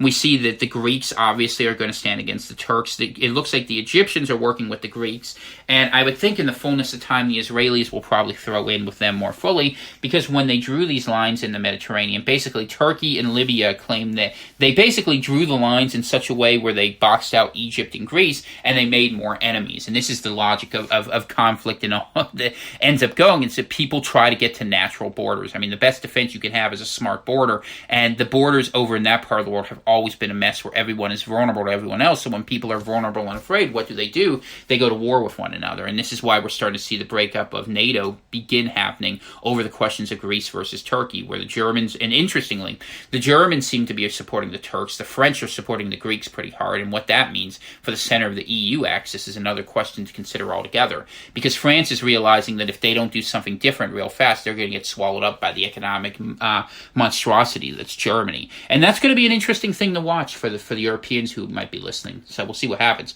But let's continue the article. I apologize if we're going long today. There's nothing for it, but I trust that you find the information worthwhile. If not, we're going to keep talking about Turkey until we get to the end of this, because I want you to know the details. It's important because it tells you why this is going to get worse over there, and what's happening in Azerbaijan and Armenia can just accelerate the sort of fights that are leading toward the potential for a third world war that happened as COVID broke the old economic system and the comfortable arrangements, and people are feeling less secure than ever. You're going to see more aggression as a result. And as part of that, coming back home, you will see more efforts being made as soft war, asymmetrical war to destabilize the U.S. So as we're fighting each other politically here at home, how many more opportunities does that present for foreign actors to have disposable assets like these mercenaries we were talking about that could be done in cultural factors, or just done by simple violence in cities where we know at this point that people will not prosecute. The FBI basically is a clearinghouse for Antifa under Christopher Wray, so you're not going to get anything there, and we have a lot of cities acting the other way. If Trump wants to do something about it, which is a question altogether given the politics of this, he's letting it happen. And so you need to be aware of how these other things, where we create opportunities that we think are politically smart, maybe to win an election, we can lose a war we might not even step up to fight. And these are the things you need to be aware of, and these are the things that really happen in the world. This is how you win wars, and frankly, this is Chinese strategic war doctrine, and all of this plays right into it, which is why we're going through this, and I'm trying to connect dots for you so you can understand the world as it is, and why unity has to be at the heart of whatever you do, and that's why we try to focus on that here in the Atlantic nation, because the United States has forgotten how to do that. Turkey's new hard power in the search for a logic beyond Lausanne. The most noted articulation of Turkey's role as the arbiter of new interregional connectivity was the 2001 publication of Strategic Derelict, or Strategic Death, by former academic Ahmet Davutoglu, who went on to serve as Turkey's foreign minister from 2009 to 2014, and then as prime minister until 2016. During his tenure as foreign minister, Turkey promoted its strategic reorientation toward interregional connectivity with a policy dubbed Zero Problems with Neighbors, expressing Turkey's aspiration of creating a zone of peace and stability starting from our neighbors. Placing Turkey's soft power resources at the forefront of its approach, the policy emphasizes security for all, political dialogue, economic independence, and cultural harmony are the building blocks of this vision.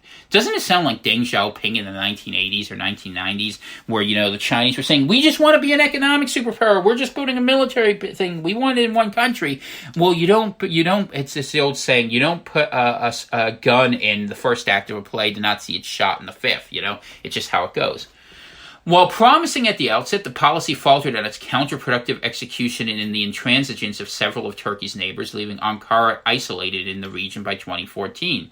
In that year, Turkey watched a hostile government in Egypt entrench its power, an Iranian Hezbollah military intervention in neighboring Syria, to be followed by Russia's 2015 intervention, the launching of the Egyptian and Emirati-backed military campaign of General Khalifa Haftar in Libya, and the outback of the Israel-Hamas-Gaza war. With its soft power tools seemingly ineffective to influence the outcome of these and other events, Turkey would soon change tack, opting for the use of hard power instruments in the Middle East and Mediterranean basin as it charted a new strategic course following the events of July 15, 2016.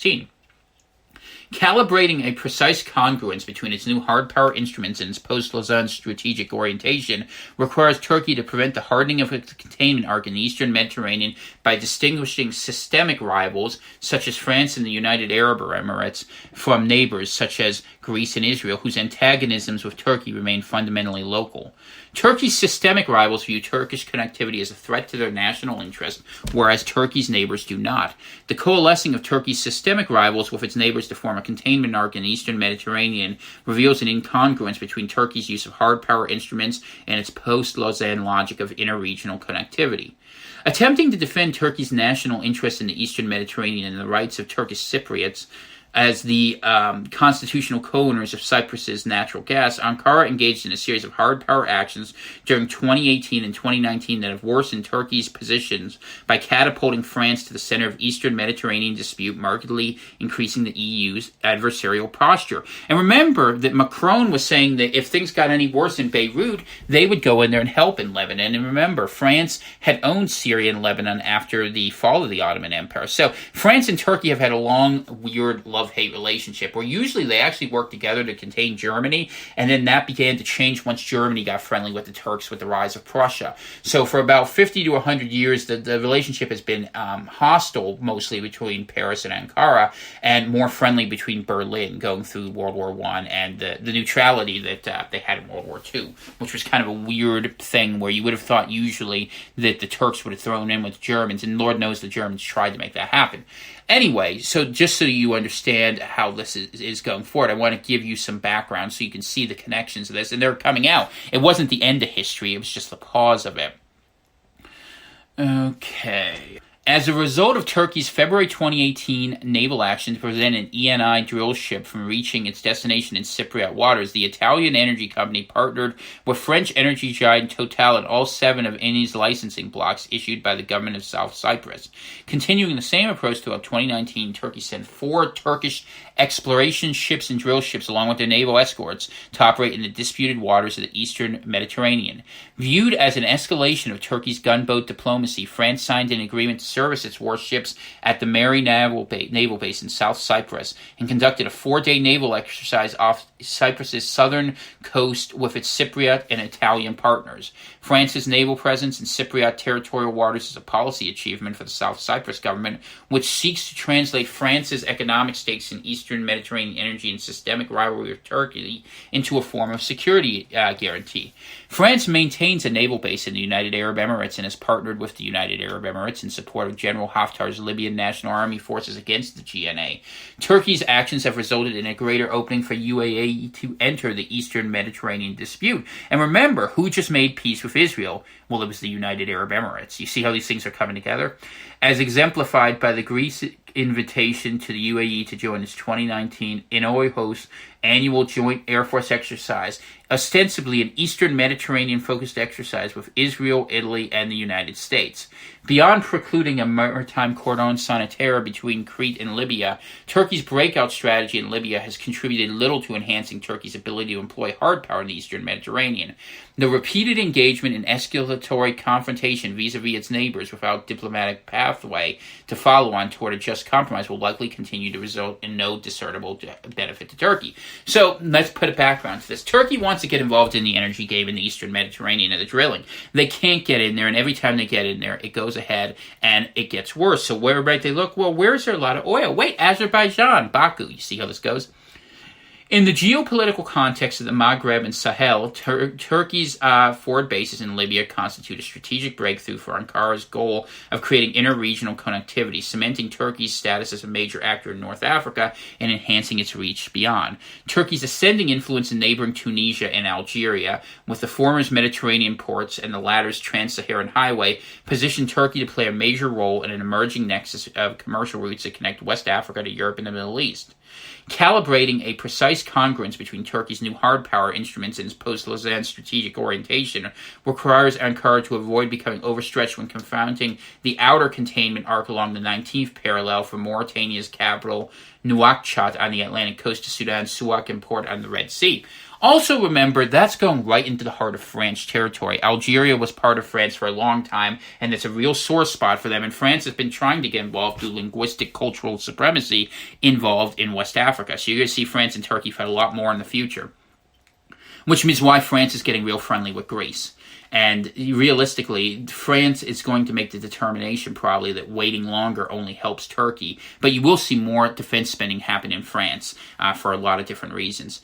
Turkey has staked an important position in Algeria with $3.5 billion in investments, ranking Turkey among Algeria's top foreign investors. Declaring Algeria one of our strategic partners in North Africa, Erdogan explained Algeria is one of Turkey's most important gateways to the Maghreb and Africa, yet Ankara's consolidation of a Turkey-oriented commercial corridor presents several daunting challenges. In contrast to the scale of its Algerian investments, Turkey's 2019 exports to a total of paltry 5.1 million, placing Turkey 76th among Algeria's import markets. In contrast, France is the largest exporter to Algeria after China, earning Paris $3.85 billion in revenue in 2019, so about 800 times the amount of business.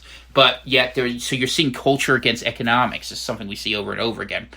In the event of Turkey's further use of hard power instruments in Africa, France could push back against Turkey using its formidable resources south of the Maghreb. And that's talking about North Africa there.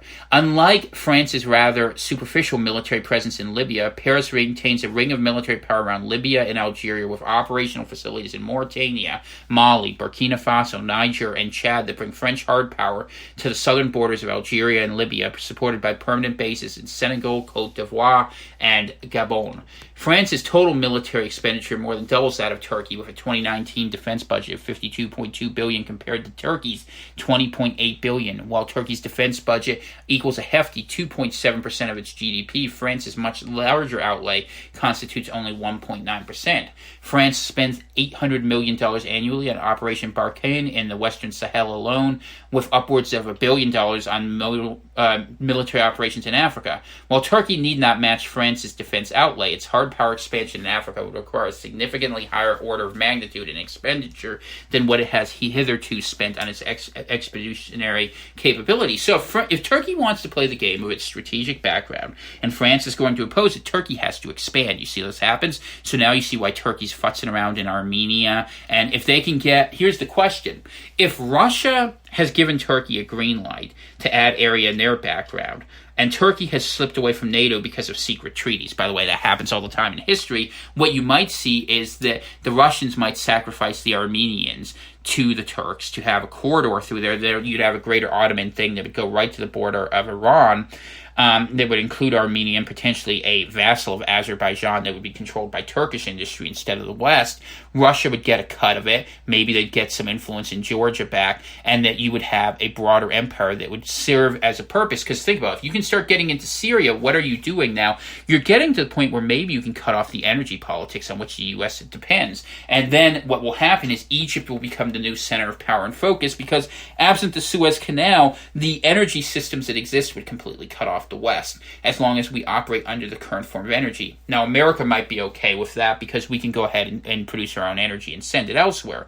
And that's why we've been developing policies that have changed how willing America is to fight for the Middle East, because we have energy independence. But it's a bigger problem for the Europeans, and the Europeans might be pulled in that direction. Do I know how this is going to work? No, but I'm giving you the boundaries by which you can understand this so we can go forward here. Moreover, since Operation Barkhane is a counterterrorism mission, France may be able to draw deeper European Union support, potentially pitting other European countries against Turkey. If France's EU partners decide or elect not to assume more burden sharing in Africa, then France will turn to its Arab Gulf partners, primarily the United Arab Emirates and Saudi Arabia, for financial support, entrenching the Franco-Gulf states' rivalry with Turkey as one of the main drivers of African geopolitics. And remember, the huge elephants in the room are that the U.S. will side with the French and the Gulf states, and Turkey will side with China. China's been heavily involved in East Africa. Already, Turkey's efforts to secure Sudan's Suakin port as dual-use facility was stymied by Sudan's 2019 change of government, financially backed by the United Arab Emirates. Franco-Emirati coordination against the 19th parallel from Nouakchott to Suakin would present a formidable challenge. So, conclusions. As the Turkish Navy's 2015 strategy paper points out, 87% of Turkey's trade comes through its commercial maritime ports. With most of its trade traversing the eastern Mediterranean, Turkey's interests are not served by destabilizing the security of the eastern Mediterranean maritime domain. The development of any Africa to Turkey or Indian Ocean to Turkey commercial corridors faces the ineluctable necessity of a peaceful eastern Mediterranean maritime commons, which is where they need their economic growth to go ahead and build their defense structures as they go forward. So where are they looking? They're looking east into the Caucasus. Because they have a whole bunch of friends there. Turkey gets on good with Israel, or with Iran. Iraq is a non-actor, and the Russians and them seem to maybe have an understanding. We'll have to watch. And that's what's going to be really telling. We're going to learn a lot about what Turkey and Russia are doing by what Armenia gets from support. If they don't get support and they get left out to dry, take that as a sign that Russia and Turkey have a much closer relationship than anyone realizes, which means NATO is a dead host in that part of the Mediterranean, and that's something we need to be really aware of. Because if that's true with Turkey, it's probably true with Germany as well. A precise congruence between Turkey's use of hard power instruments and the post-Lausanne logic of interregional activity then suggests the indispensability of Turkey compartmentalizing its antagonisms with local Eastern Mediterranean actors. By decoupling the Eastern Mediterranean from Turkey's wider systemic competition with France and the UAE, Ankara has the opportunity to provide Turkey and its neighbors an off-ramp from increasing escalation and a pathway to equitable maritime boundary settlement. Egypt, which exhibits characteristics of both a regional antagonist and a systemic rival, poses an even greater threat for the calibration of Turkish policy. In the Sahel, that's Africa, the extension of Turkey's expeditionary posture cannot outpace the development of its commercial relations in Africa. Failure to calibrate this quantitative congruence could fatally overstretch Turkey's position. Turkey's strategic reorientation was over a generation in the making. The effort to establish a Turkey-centered interregional connectivity will require a similar time horizon. Ankara's attempt to develop forward bases in support of that effort has become a permanent fixture of Turkey's geopolitics. How the congruence between Turkey's commercial connectivity and its extended expeditionary posture unfolds will shape the course of Turkey's foreign relations and greatly influence the future contours of security architecture in the Middle East and Mediterranean basin. So what have you gotten from that long thing? I gave you all the details so that we don't have to go into this later and I can reference this episode. That Turkey is coming out to play. They didn't like what the U.S. did. They wanted an alternate version in the Middle East, and who wants that? Iran wants that, Pakistan wants that, China wants that, Russia wants that. Keep an eye for this alliance to shift. And we see the evidence of this in what's happening in Armenia and the fact, why would Azerbaijan go to war for Armenia now? Because Turkey said so. Why? Because Turkey sees this as the opportunity of a distracted U.S., a friendly Russia to do some different things and maybe go ahead and get out of its encirclement by getting land borders with powerful forces who can bring a counterweight. We were talking about the influence that France has against Turkey. China is the single biggest contributor to most of these African countries. So Turkey's trying to use their ally, and China's trying to use that to undermine American influence. Why? Because you break the dollar, you break the U.S., and the U.S. has done half the work and it's spending already. The other half will come when other countries are willing to walk away from it because there's a viable alternative. That's what the Silk Road Initiative is all about. This is how history actually works.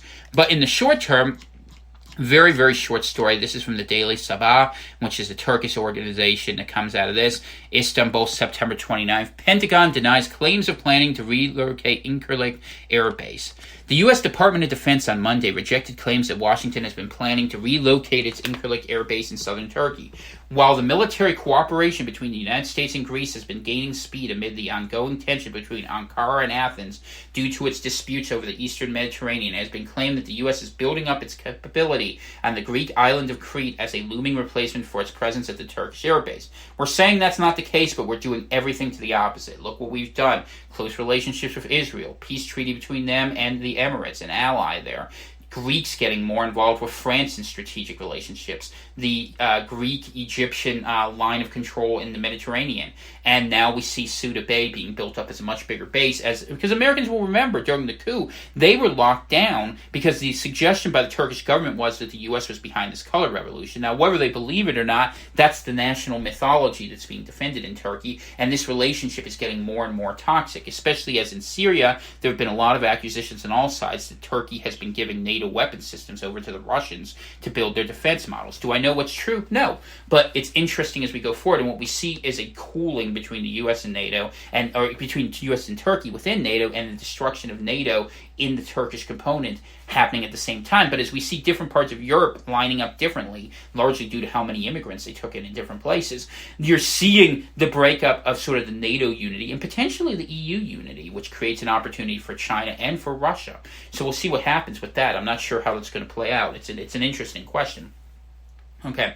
U.S. Secretary of State Mike Pompeo's recent visits to Greece and to the Greek Cypriot administration fueled these allegations. Most recently, Pompeo on Monday began his 5-day regional tour in the northern Greek city of Thessaloniki, where he met with the Greek Foreign Minister Nikos Dendias and discussed issues including a recent severe escalation in tension between Greece and Turkey in the eastern Mediterranean. Then Pompeo flew to Crete Monday evening and spent the night at the home of Prime Minister Kyriakos Mitsotakis. The two were scheduled to meet for talks Tuesday morning after the U.S. a visit to a U.S. naval base at Ceuta Bay and a Greek frigate. Last October, Pompeo visited Athens and signed a revised defense cooperation agreement with Greece that provided for increasing joint U.S., Greece, and NATO activity at 3 locations in Greece, as well as infrastructure and other improvements in Ceuta Bay. And Greece has been spending a lot on defense infrastructure. We're not even talking about that there, but believe me, Greece is looking at that. Because Turkey's a lot bigger than Greece, and Greece would have a hard time in a straight-up fight with them, which is why Greece is looking for allies. And as Turkey's getting tougher, so is Greece, because let's be honest, these people have been fighting since the Turks popped up on the scene. About 1,500 years ago.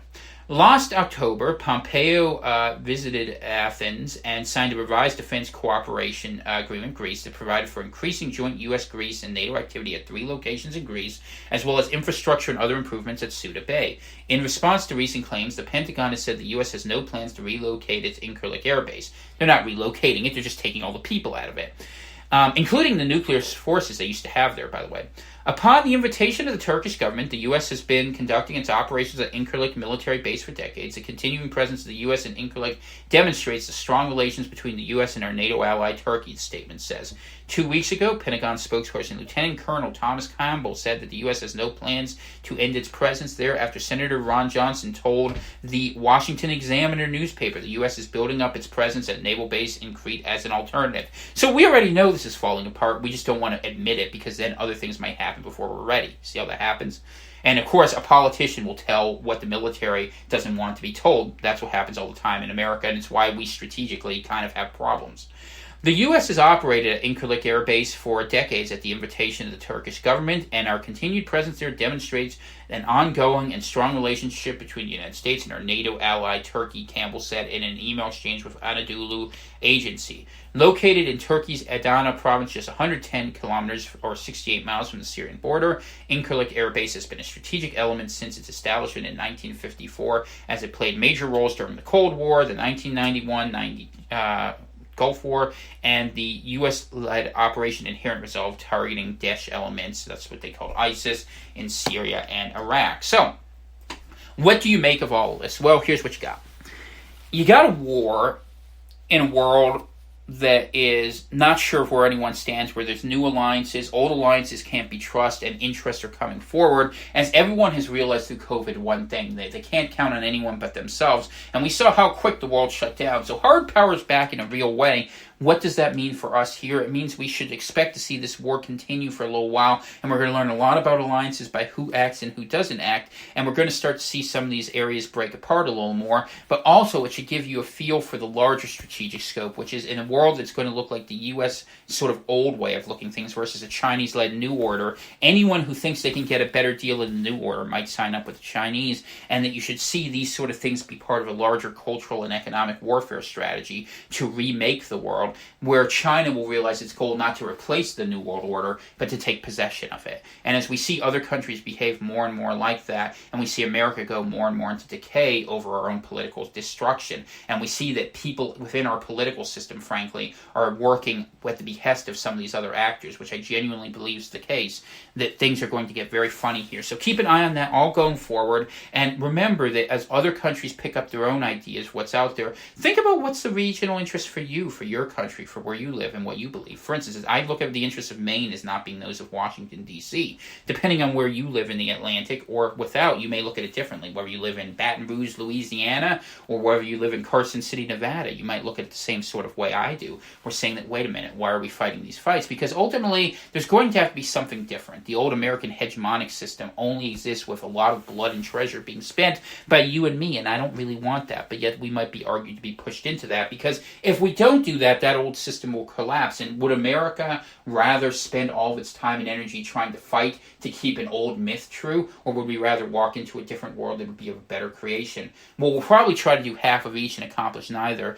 and go into a worse system. So something I think you should be afraid of. So let's just say a quick prayer, because this ran long, and then we'll call it a day. Heavenly Father, we just pray for peace on earth today, and that people who are civilians will be kept safe in all the war zones, that this does not expand to be a massive conflagration. We pray for your safety and your security, and that you bring a better sense to people rather than the destruction of all people, and they come to the wisdom of your belief. So in Jesus' name, I pray that for everyone out there today. It was a long show. Thank you for listening. I appreciate that. I will be back on Monday. Kanaz will have a show for you on Friday, so we're going to do that for a little while. And if something funny happens, I will come forward. If you can't stand going that long without me, I will be there to talk to you Friday evening over on YouTube at 7:05. Look up Tom Kawczynski. I think my channel is actually called Exit Strategy, which goes kind of back a while, but it doesn't really matter. If you look me up, you'll find me pretty easily, as well as a link will be in the description to the larger channel, so you can have a chance to listen in and ask your questions, because we're going to look at this more. We'll keep a close eye on how this expands. We'll look at the debate potentially, and we'll look at the pandemic, as well as what's happening with the Supreme Court and weird magnetic stuff. There's a lot of things out there. Keep your head on a swivel. Be safe. God bless each and every one of you. May your families be safe, and may things go well for you in the coming week. So, have a good day.